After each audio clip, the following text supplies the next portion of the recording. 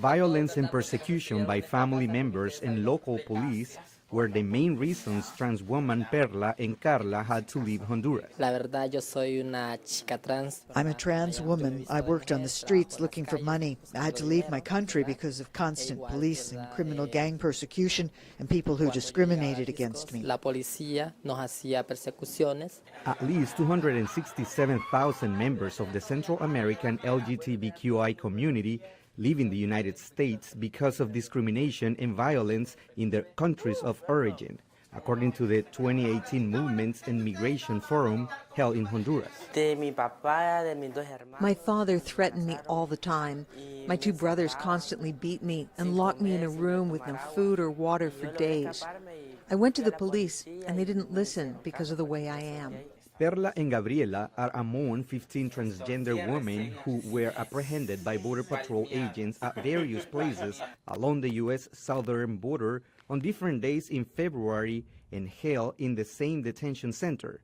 They came with caravans that were walking towards the United States southern border. The journey was very hard, sleeping on the street.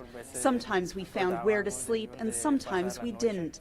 But it never crossed my mind to go back, just forward. The group was held in Immigration and Customs Enforcement South Texas Detention Center until Ruby Corrado, director of Casa Ruby, a non-profit organization in Washington, D.C. that helps victims of violence, agreed to sponsor the group.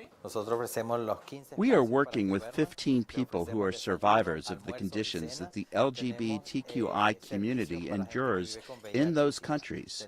We offer them a roof, breakfast, food, mental health, help with HIV treatment and identification, access to health services, housing, and learning English. Even though the Trump administration has tightened regulations to request asylum, most of the group hopes they can apply for it. Immigration lawyer Diego Ferreira explains via Skype, if they are fleeing persecution and have a reasonable fear, they can apply for it, but some of them are not familiar with those rights. Being aware of their rights, including the right to apply for this type of relief, and being able to identify and access these available resources, that becomes a challenge.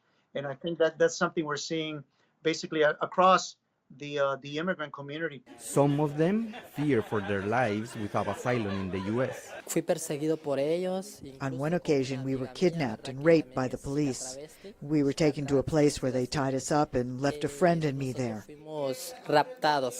The women hope they can stay in the United States and start a new life away from discrimination and the constant fear that comes with being who they are. But they also know that they face a long legal process first. Gesel Tobias, VOA News, Washington. Like 10 blocks? Shit, I'm not walking there. That's what I'm saying.